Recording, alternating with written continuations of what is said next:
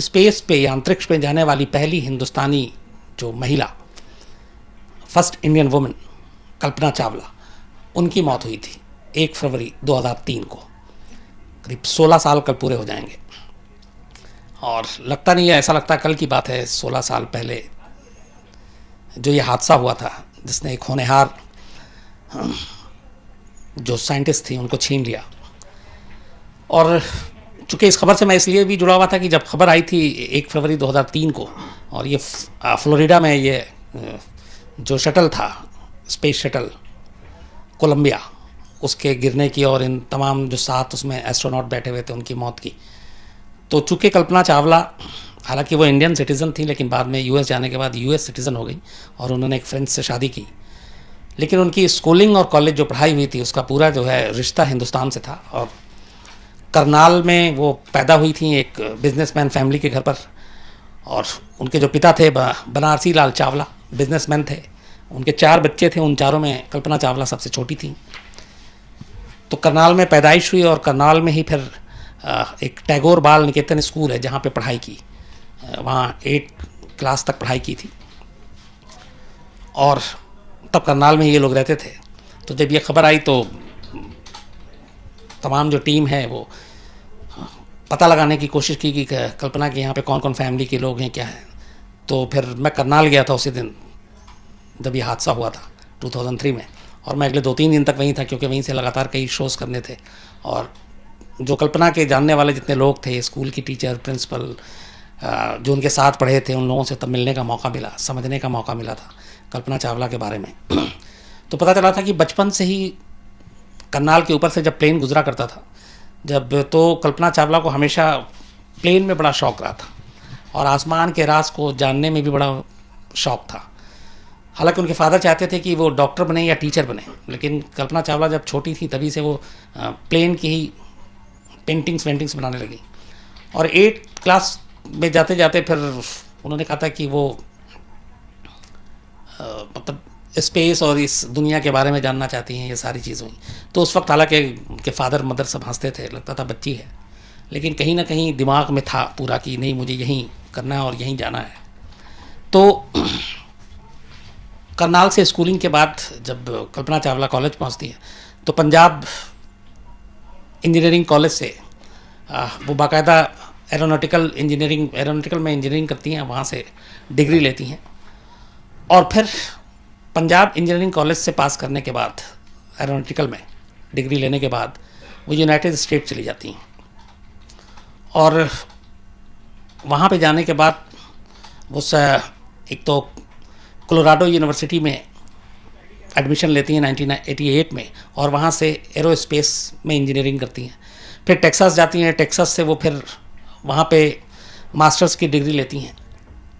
और ये सब करने के बाद, पढ़ाई पूरी करने के बाद, जो मेन एम था, मेन उनका गोल था, वो ये था कि किसी तरह से नासा तक पहुँचना है, क्योंकि नासा ही वो जगह थी जहाँ से वो अंतरिक्ष की दुनिया के राज रहस्य उसके करीब जाने का मौका मिल सकता था।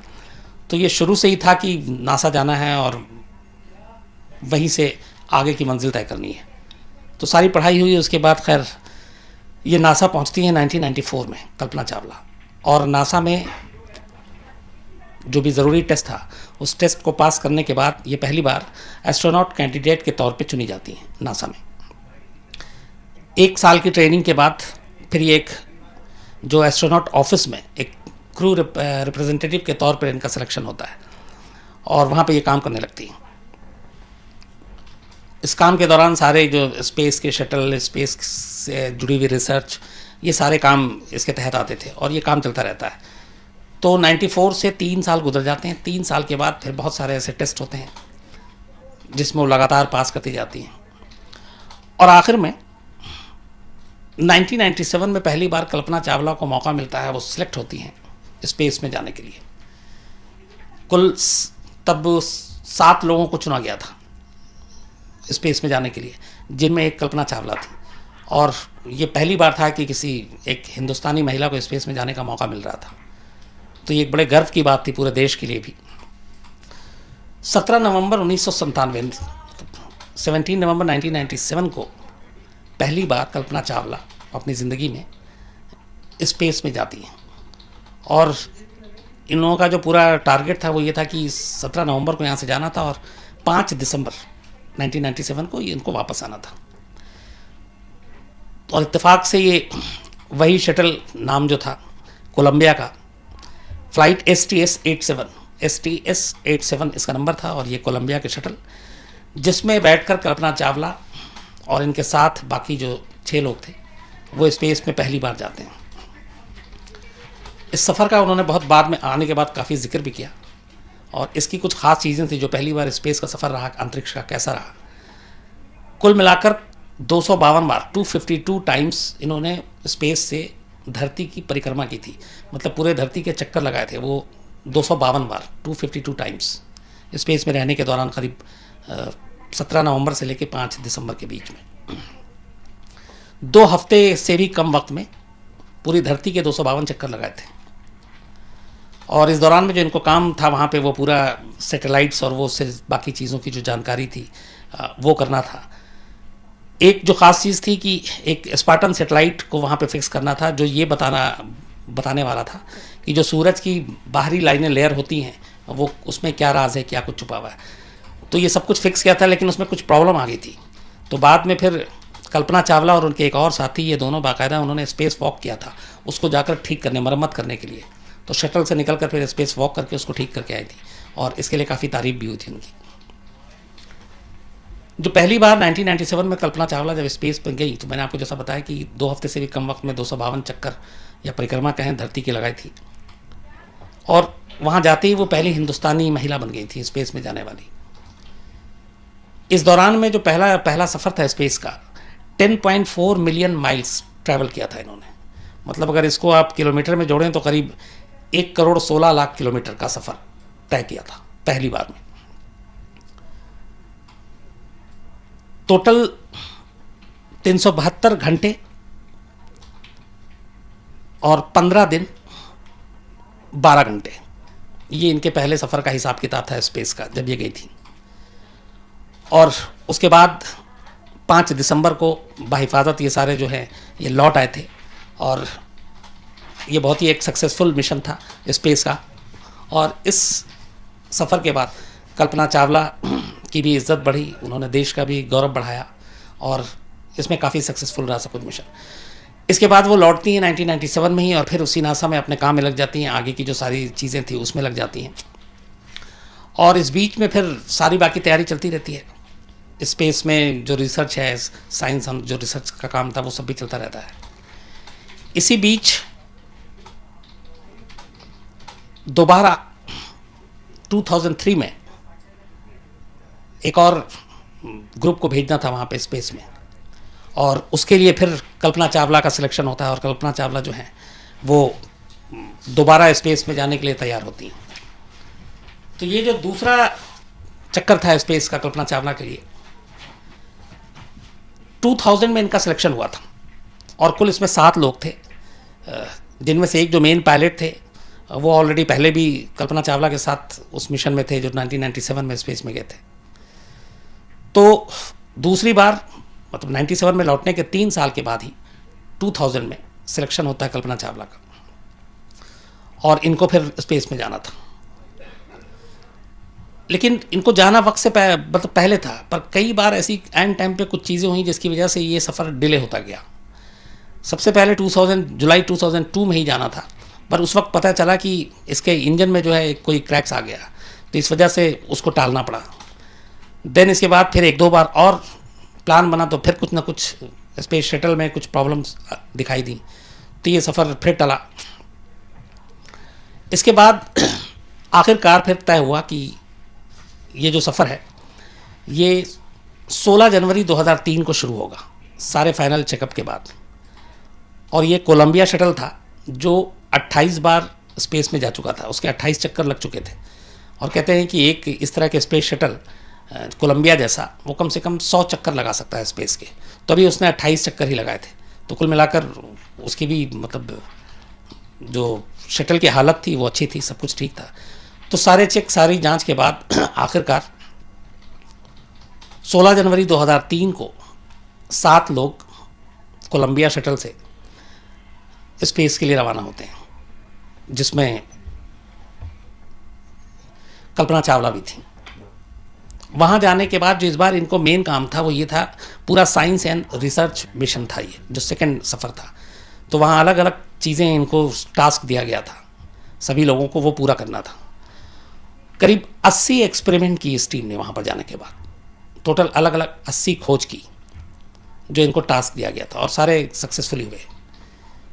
2 शिफ्टों में ये लोग 24 घंटे वहाँ काम करते थे, जो 7 लोग थे। और इनका ये जो सफ़र था ये पूरा 16 दिन का था। सेकंड टाइम 16 दिन के अंदर इनको लौटना था। डेट फिक्स था, 16 जनवरी को जाना है और 1 फरवरी को लौटना है।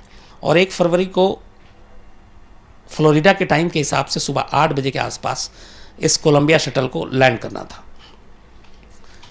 तो ये लोग वहाँ पहुँचते हैं, अपना काम करते हैं, अपने जो भी इनको टास्क दिया गया था पूरा करते हैं। और उसके बाद अचानक कुछ ऐसी चीज़ें होती हैं कि थोड़ा सा वक्त से पहले ही ये वापस मुड़ते हैं और इनको फ्लोरिडा के पास लैंड, तो फ्लोरिडा के आसपास 1 फरवरी 2003 की सुबह करीब 8 बजे जैसे ही ये स्पेस से धरती के उसमें आते हैं तो एक धमाका होता है और कोलंबिया शटल जो है वो दुर्घटनाग्रस्त हो जाता है। और कहते हैं कि 30 सेकंड के अंदर अंदर, जो भी चूँकि स्पीड इतनी थी और हीट इतना था कि 30 सेकंड के अंदर अंदर साथ के साथ जो उसमें एस्ट्रोनॉट्स थे, जिसमें कल्पना चावला भी थी, इन सब की मौत हो जाती है। बाद में फिर कई मीलों में मलबे मिलते हैं, बॉडी आइडेंटिफाई की जाती है अलग अलग तरीक़ों से, और फिर इन सब का अंतिम संस्कार किया जाता है। तो ये थी कि वापस आ रहे थे और स्पेस और धरती के बीच में जैसे ही वो दाखिल होती है स्पेस शटल, उसके बाद ये हादसा हो जाता है और इस हादसे में मौत हो जाती है। ये सारी चीज़ें, ये सारी कहानी उस वक्त आई। उसके बाद इंक्वायरी हुई 2 साल तक, उसके बाद कोई भी स्पेस में दूसरा शटल नहीं गया और इसके लेकर बहुत सारी अलग अलग इंक्वायरी कमीशन बैठी, अलग अलग जांच हुई और सब कुछ पता करने की कोशिश की गई कि ऐसा हुआ क्या। इससे पहले 1986 में एक ऐसे ही हादसा हो चुका था जिसमें भी सारे, उसने टेक ऑफ किया था और उसी वक्त वो क्रैश कर गया था। उसमें भी जो भी 6-7 एस्ट्रोनॉट थे उनकी डेथ हो गई थी। तो खैर उस वक्त ये था कि चलो ये एक हादसा है और इस पर किसी का जोर नहीं हो गया और शायद मौत लिखी थी। तो अलग अलग इंक्वायरी की रिपोर्ट भी आई, सब कुछ हुआ, चलता रहा। 10 साल बीत जाते हैं। 10 साल के बाद 2013 में, इस इंसिडेंट के ठीक 10 साल के बाद, इस जो जिसमें कल्पना चावला गई थी 2003 में कोलंबिया शटल से स्पेस में, इसके पूरे प्रोग्राम मैनेजर थे इस पूरे स्पेस ऑपरेशन के, नासा के, वेन हेल। 10 साल बाद इन्होंने एक ऐसा खुलासा किया जिससे पूरी दुनिया में मतलब लोग सन्न रह गए थे और कि ये क्या है और इस सच को क्यों छुपाया गया था। इनका खुलासा ये था, अच्छा यहाँ पर ध्यान देने की बात यह है कि ये उसी स्पेस ऑपरेशन के ये प्रोग्राम मैनेजर थे, तो जाहिर सी बात है इनकी बात को आप नज़रअंदाज नहीं कर सकते। इनका कहना था कि जब 23 जिस दिन ये 16 जनवरी 2003, 16 जनवरी को जब इस कोलंबिया शटल ने उड़ान भरी स्पेस के लिए, तो उड़ान भरते वक्त, उसी वक्त जब ये उड़ान भर रहा था, इसके थर्मल प्रोटेक्शन सिस्टम में इस शटल के कोई एक प्रॉब्लम आ गई और उसकी वजह से कोई उसका एक टुकड़ा टूटा और उस शटल के लेफ्ट विंग में वो जाकर लग गया। उससे लेफ्ट विंग थोड़ा सा डैमेज हो गया, उसमें कुछ होल आ गया। लेकिन ये सब कुछ तब हुआ जब ये ऑलरेडी टेक ऑफ कर चुका था। इससे पहले भी इस तरह की चीज़ें टेक ऑफ के वक्त ऐसे स्पेस शटल पे छोटी मोटी हुई हैं और जिसको बाद में क्रू मेंबर ने और उन लोगों ने ठीक कर लिया ऊपर स्पेस में ही। लेकिन जब ये इन लोगों ने बाद में तस्वीरों के ज़रिए ये सारी चीज़ें देखी तो इन्हें उसी वक्त एहसास हो गया था कि ये बड़ा डैमेज है और ये इससे पहले इस तरह का इतना बड़ा डैमेज हुआ नहीं है। और उन्हें ये भी मालूम था कि अब शायद ये कोलंबिया शटल स्पेस से वापस धरती पर कभी भी हिफाजत के साथ नहीं आ सकता। ये उन्होंने 10 साल के बाद खुलासा किया। अब जो पूरी कहानी थी उसमें यह थी कि उस वक्त जो ये सारे इससे जुड़े हुए थे, जो लोग, इनके जो हेड, इन सबको बताया गया। वेन हेल ने भी बताया, इन्होंने खुद दावा किया कि बाकी लोगों को इन्होंने ब्रीफ किया। अब ऑप्शन ये क्या था, कोलंबिया उड़ चुका है, स्पेस में जा चुका है, अब इन्हें ये पता है कि जो इसका थर्मल प्रोटेक्शन सिस्टम है वो डैमेज हो चुका है, जिसकी वजह से उसका एक टुकड़ा निकला और जो लेफ्ट विंग को डैमेज कर चुका है, और अब ये वापस सही सलामत लैंड नहीं कर सकता ये शटल धरती पर। अब ये था कि ये बात उस वक्त जो उसमें एस्ट्रोनॉट थे, 7 लोग जो उस टीम में गए थे, उनसे क्यों छुपाई गई? उनको बताना चाहिए था कि नहीं बताना चाहिए था? तो नासा के जो टॉप लोग हैं उनका ये कहना था कि जब ये चीज़ तय हो गया कि अब ये आखिरी सफ़र है, ये शटल बाहिफाजत नीचे नहीं आ सकती, तो उनको बताने का मतलब ये है कि वो जितने दिन भी वहाँ रहेंगे वो घुट घुट कर जिएंगे, और उन्हें मालूम हो जाएगा कि अब चूँकि वो कभी वापस धरती पर लौट नहीं सकते, तो उनके लिए हर पल हर दिन मौत होगी। तो इससे बेहतर है कि उनको इस चीज़ का एहसास न कराया जाए कि वो अब कभी ज़िंदा नहीं लौट कर आएंगे इस धरती पर, तो उनसे ये राज छुपा लिया जाए और उनसे ये सच छुपाया जाए। अब उसी में एक चीज़ ये आई थी जो इन्हीं का कहना था कि ये 16 दिन का मिशन था टोटल, और 16वें दिन इनको लौटना था। तो उस हिसाब से आप, चूँकि कई बार इमरजेंसी आ जाती है, कई बार कुछ और चीज़ हो सकती है, तो ऑक्सीजन जो स्पेस में लेकर जाते हैं आप, तो वो आप एक्स्ट्रा लेकर जाते हैं उसी हिसाब से। जैसे फ्यूल जो होता है प्लेन में, अगर उसको 2 घंटे की उड़ान भरनी है तो वो 3-4 घंटे का उसमें फ्यूल ईंधन रखता है, ताकि इमरजेंसी में अगर कभी या रनवे खाली नहीं है तो वो चक्कर काटता रहे। तो उसी तरीके से ये स्पेस में भी है। तो ये भी एक आवाज़ उठी कि ठीक है, अगर उनका 16 दिन का था और वापस आने की अब कोई गारंटी भी नहीं थी, तो उनको थोड़े और दिन भी कहते वहीं रह लेते, कुछ और दिन ज़िंदा रह लेते। तो उसमें था कि ठीक है, जब तक अगर ऑक्सीजन है उनके पास तब तक वो स्पेस में रह सकते थे, लेकिन जैसे ही ऑक्सीजन ख़त्म होता तो वो बिना ऑक्सीजन के वहीं पे मर जाते। दूसरा ये था कि ये बताना कि जब तक ऑक्सीजन है आप रहिए आखिरी घड़ी तक, तो उन्हें फिर इस बात का भी एहसास हो जाता कि ये ऐसा क्यों कह रहे हैं कि जब तक ऑक्सीजन है तब तक रहना, क्योंकि ऑक्सीजन ख़त्म इसका मतलब है कि फिर मौत।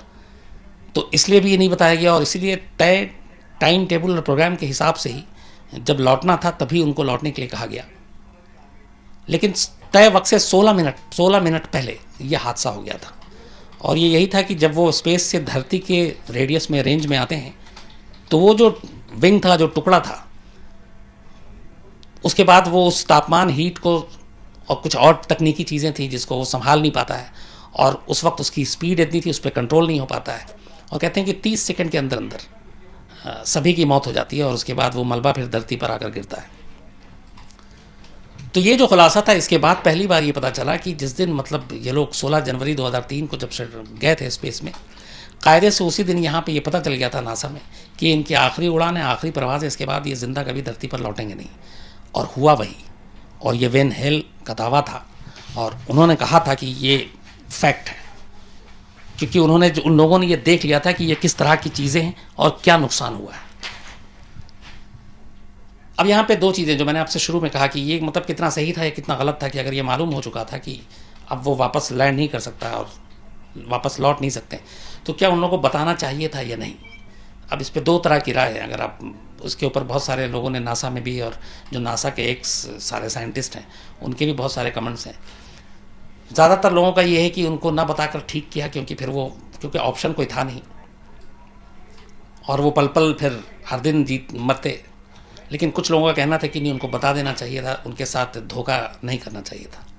अब मालूम नहीं इसमें क्या सही है क्या गलत है, लेकिन ये एक फैक्ट है जो 10 साल के बाद एक सच सामने आया, और वो सच ये कि ये हादसा अचानक नहीं हुआ, बल्कि इस हादसा के बारे में इस स्पेस मिशन से जो लोग जुड़े हुए थे, इस प्रोग्राम से जो लोग जुड़े हुए थे, उन्हें 16 दिन पहले से मालूम था कि ऐसा ऐसा होने जा रहा है, और वैसा ही हुआ। तो ये थी कहानी। अब चूँकि इसमें बहुत सारे टेक्निकल चीज़ें हैं, तकनीकी पहलू है, और मैं उसके बारे में मुझे बहुत कम जानकारी है, तो बेसिक मुझे लगा कि जो कहानी मौत से जुड़ी हुई थी वो आप तक रखूं, और ये थी पूरी कल्पना चावला की कहानी। तो इससे जुड़े हुए जो सवाल होंगे वो मैं ज़रूर आसिम से बोलूँगा लेकिन हाँ, टेक्निकल क्वेश्चन में मैं वो कोई महारती एक्सपर्ट ही दे सकता है, तो मैं शायद उसके जवाब आपको ना दे पाऊँ। लेकिन उससे पहले कि मैं सवाल लूँ, बहुत सारे लोगों के फिर से कुछ सवाल थे, कुछ सुझाव थे, कुछ तारीफ़ें थी। एक जो अभी मैंने आपको कहानी सुनाई, इसके बारे में भी किस्सा सुनाता हूँ, अभी सुन रहे होंगे। ये पुष्पा सोनगारा हैं। करीब 1-1.5-2 महीने से ऐसा शायद ही कोई दिन गुजरता हो जब ये कल्पना चावला की कहानी सुनने के लिए मेल ना लिखती। तो आज मुझे लगता है कि अब इनकी शिकायत दूर हो गई होगी। शैलेंद्र एस राठौर हैं, इनके एक सवाल है कि कसाब को फांसी हुई, कसाब के खिलाफ सब कुछ सबूत है, लेकिन उसके बावजूद पाकिस्तान को कटघरे में हम लोग नहीं खड़ा कर पाए या बाकी लोगों को नहीं ले पाए, ऐसा कैसा कानून है। तो इस पर कई बार बात हो चुकी है शैलेंद्र साहब कि पाकिस्तान एक तो मानता ही नहीं है इन चीज़ों को, और वो हर बार जब ऐसे आतंकवादी हरकतें होती हैं या कोई पकड़ा जाता है तो वो सिरे से पहचानने से इनकार कर देता है। एक इनका ये भी था कि रविंद्र कौशिक जो हमारे जासूस जो रॉ के थे, पाकिस्तान की जेल में बंद थे, उनके बारे में बाकी जो एजेंट थे उन्होंने हिंदुस्तान में क्यों नहीं खबर दी उनके बारे में। तो बाद में मैंने इस कहानी में बताया था कि आपको कुछ जो अपने थे उन्होंने खबर दी थी और उसके बाद ही रविंद्र के बारे में यहाँ जानकारी मिली। इसके अलावा शिवम खियाबान हैं, कुमार रोहित हैं। इन्होंने एक सुझाव दिया कि आप बहुत लोगों के क्वेश्चन लेते नहीं हैं, तो आप वीक में एक दिन सिर्फ एक सेशन करें जिसमें आप सिर्फ सवाल लें लोगों के और जवाब दें। तो अगर आप लोग तैयार होंगे तो एक दिन मैं इस पर बिल्कुल सोच सकता हूँ और कर सकते हैं हम लोग। रंजीत वर्मा है, इनका सवाल था कि क्या गरीबों को कोर्ट से इंसाफ मिलता है। बिल्कुल ऐसा नहीं है कि हर तरफ करप्शन है, कोर्ट में भी करप्शन है, इसमें कोई शक नहीं, लेकिन पूरी तरह से अंधेरगर्दी नहीं है, लेकिन फिर भी जहाँ जहाँ होता है वहाँ इंसाफ भी होता है।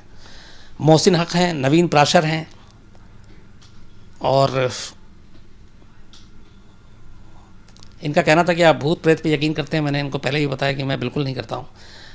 रेहाना खान है, सौरभ रौथन हैं, ये उत्तराखंड जब बन रहा था उस वक्त एक मुजफ्फरनगर के पास बहुत ज़बरदस्त एक हिंसा हुई थी, उसकी कहानी सुनना चाहते हैं, मैं आपको ज़रूर जल्दी सुनाऊंगा।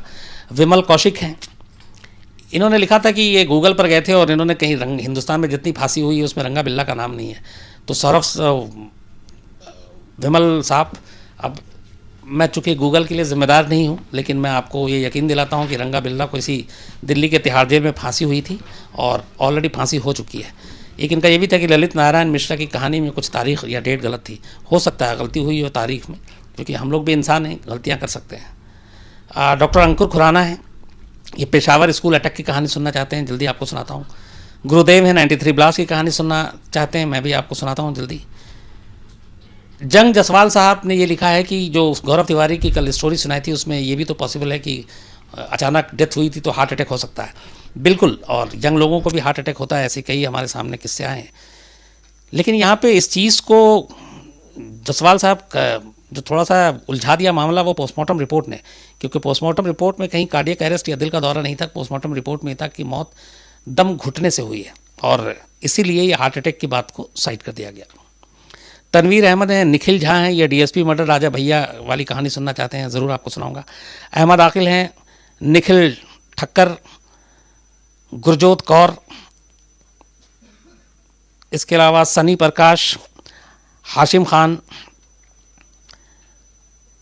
इनके फादर इन लॉ हैं गुलजार खान, उनकी स्पाइन सर्जरी हुई और वो कराची में रहते हैं, ये कहीं और रहते हैं और क्राइम तक के बहुत कहानियों को पसंद करते हैं। तो थैंक यू वेरी मच आप लोगों का, और दुआ करते हैं कि आपके फादर इन लॉ जल्दी सेहतमंद हो जाएं। मकसूद अली हैं, मीना कौर हैं, इसके अलावा सचिन लाखे हैं, इन्होंने लंबी लिस्ट दी है कहानी की।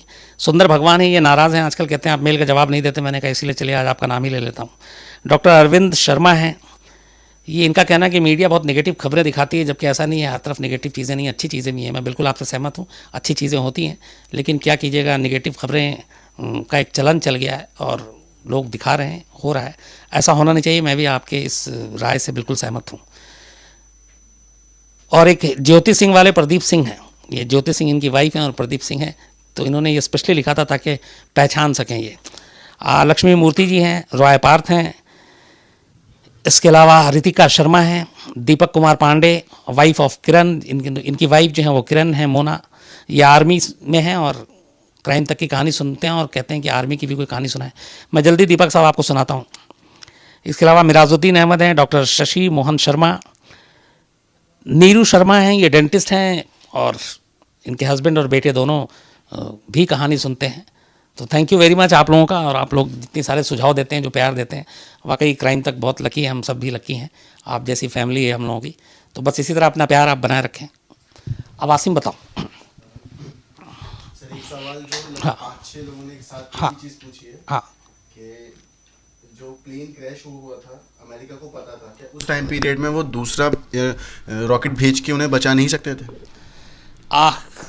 ये इस पे मैंने भी सोचा और मैंने बहुत जगह पे इस लोगों से, कुछ एक्सपर्ट्स से, उनसे भी बात की और कुछ रिसर्च भी की।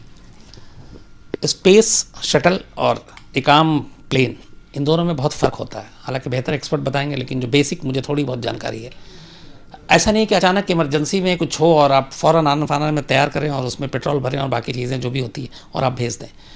जैसे मैंने बताया कि इस जिसमें ये 2003 में कल्पना चावला गई थी 16 जनवरी को, कायदे से ये 2001 या 2 में ही जाना था, लेकिन बार बार डिले होता गया क्योंकि हर एक चीज़ को परखना होता है, बाकायदा पूरी प्लानिंग होती है, तैयारी होती है, तो इतना डिले हो गया। तो आप सोचिए कि एक मिशन जिसको 1-1.5 साल पहले पूरा करना था वो 1-1.5 साल बाद पूरा हुआ। तो एक अचानक जब जाता है तो आप उसको 10-15 दिन के अंदर एक दूसरे स्पेस शटल को इतने कम वक्त में भेजना शायद ये मुमकिन नहीं है, और यही वजह है। वरना उनके पास बेहतर ऑप्शन, अगर ये ऑप्शन होता तो वो ज़रूर इसको करते हैं, लेकिन शायद ये पॉसिबल नहीं था। सर, तरुण पाठक हैं, वो बोल रहे हैं कल्पना चावला की मृत्यु जो हुई थी उसकी तहकीकात क्या भारत की तरफ से भी हुई है? नहीं, इंडिया की तरफ से इसलिए नहीं है कि इंडिया पार्ट नहीं था, लेकिन हाँ कई अलग अलग एजेंसियों ने किया, कई जो स्पेस के वहाँ पे जो एक्सपर्ट्स हैं उन्होंने किया, कुछ यूनिवर्सिटी के वो जो थे स्पेस से जुड़े हुए उन्होंने किया। और इस दौरान में बल्कि 2 साल तक पूरी नासा ने अपने स्पेस की जो मुहिम थी उसको कैंसिल कर दिया था और कोई स्पेस शटल नहीं गया था। 2 साल के बाद फिर पहली बार गया। सर, एक आनंद प्रकाश हैं, वो बोल रहे हैं कि क्या सर कल्पना चावला की मौत किसी कॉन्स्पिरेसी का शिकार हुई है? इसमें एक बात उठी थी उस वक्त जब ये हादसा हुआ था। कल्पना चावला के अलावा इस अमेरिकन थे, एक अफ्रीकन भी थे, एक इजरायली एस्ट्रोनॉट था जो पहली बार गया था, और उसको लेके कुछ लोगों ने शक और वो सवाल पैदा किए थे कि इसके पीछे कुछ इजराइल की मंशा या इजराइल की कुछ ऐसी साजिश थी। और ये इसलिए उठा था क्योंकि उसमें इजरायली एस्ट्रोनॉट पहली बार गया था। लेकिन जितनी भी इंक्वायरी रिपोर्ट, जो भी कमीशन जो बैठाई गई और जितने भी रिपोर्ट आए, वो उन्होंने इन सारे शक और सवाल को खारिज कर दिया। और यही था बेसिक कि ये टेक्निकल फॉल्ट था, उस कोलंबिया शटल के राइट विंग में डैमेज था, जो एक टुकड़ा उस पर जाकर गिरा था उसकी वजह से।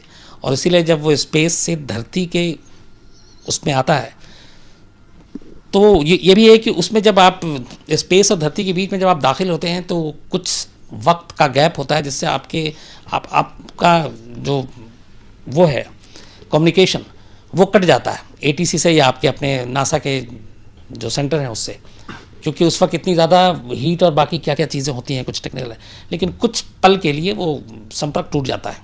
और वही कहते हैं कि स्पेस और धरती के बीच में सबसे जो इस पूरे सफ़र का जो सबसे ख़तरनाक जो वक्त होता है वो वही होता है। सर, चंद्रेश जी बोल रहे हैं कि सर जब इतनी बड़ी एक एजेंसी है नासा, क्या उनके पास एक एक्स्ट्रा इस टाइप का स्पेसक्राफ्ट नहीं था कि उस टाइम पे उनकी मदद कर सके?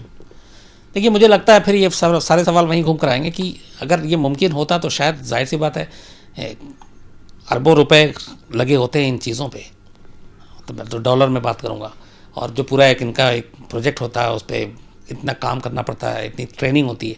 जैसे ये जो 7 एस्ट्रोनॉट गए थे कि आपस में एक दूसरे को, कल्पना चावला और तमाम लोग जो थे, ये बेहतर इनका कम्युनिकेशन और बेहतर तालमेल हो, इनका ट्रेनिंग का पार्ट था कि इनको स्पेस में भेजने से पहले एक ख़ास जगह पे एक ट्रिप पे भेजा गया था इन सातों को कि आप सातों रहें और वहाँ आप लोग आपस में एक दूसरे को समझें।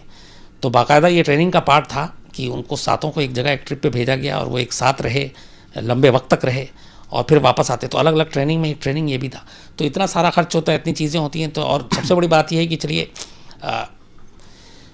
पैसे और इन सब चीज़ों को आप किनारे भी रखिए, जिस मकसद से भेजा गया था, जो वहाँ पे रिसर्च करना था, जो वहाँ से फाइंडिंग्स लाने थे, तो उन सब चीज़ों को बचाने के लिए भी अगर ज़रूरत होती तो बिल्कुल ऐसा हो सकता था। लेकिन मुझे लगता है वही कि इतनी जल्दी ये मुमकिन नहीं था कि किसी तरह के दूसरे शटल को भेजकर शायद, मतलब जो रिपोर्ट 10 साल, एक तो पहली बात हम लोग ये सब बात इसलिए कर रहे हैं कि उसी नासा के जो इस प्रोग्राम से जुड़े हुए थे उन्होंने 10 साल बाद खुलासा किया। हालांकि ये भी सवाल था कि 10 साल पहले इसका खुलासा क्यों नहीं किया। तो अगर ये वो सच कह रहे हैं तो ये भी हो सकता है कि शायद उस वक्त ऐसी कोई फैसिलिटी नहीं थी जिसकी वजह से लाया जा सके।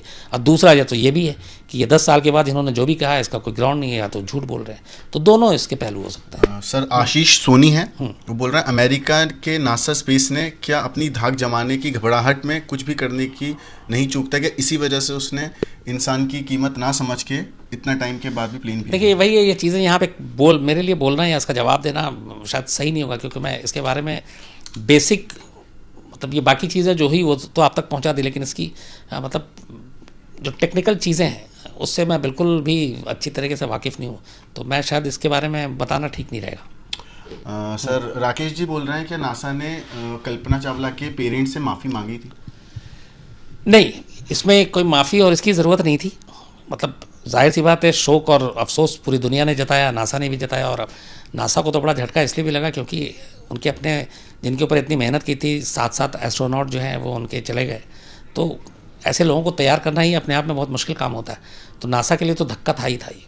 सर नेहा भारद्वाज पूछ रही हैं कि इन एस्ट्रोनॉट्स को एक्चुअल में कब पता चला कि इनका शटल ख़राब हो चुका है।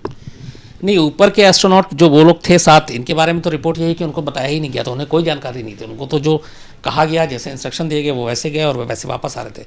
उन्हें बिल्कुल भी ये ब्रीफिंग नहीं थी कि क्या प्रॉब्लम है, क्या टेक्निकल प्रॉब्लम है, राइट विंग में कोई ख़राबी है या नहीं, उनको कुछ मालूम नहीं था। सर दिव्यांशु राजी पूछ रहे हैं कि सर कल्पना चावला के हस्बैंड के बारे में, उनकी पर्सनल लाइफ के बारे में कुछ बता दी। कल्पना चावला के हस्बैंड वो शायद फ्रेंच थे, पेरिस के, जिनसे शादी की थी, और वो अभी भी यूएस में है। और ये भी था कि कल्पना चावला की इस पूरे ज़िंदगी के ऊपर फिल्म बन रही थी। बीच में ये भी आया था कि प्रियंका चोपड़ा उसमें कल्पना चावला की रोल प्ले करेंगी।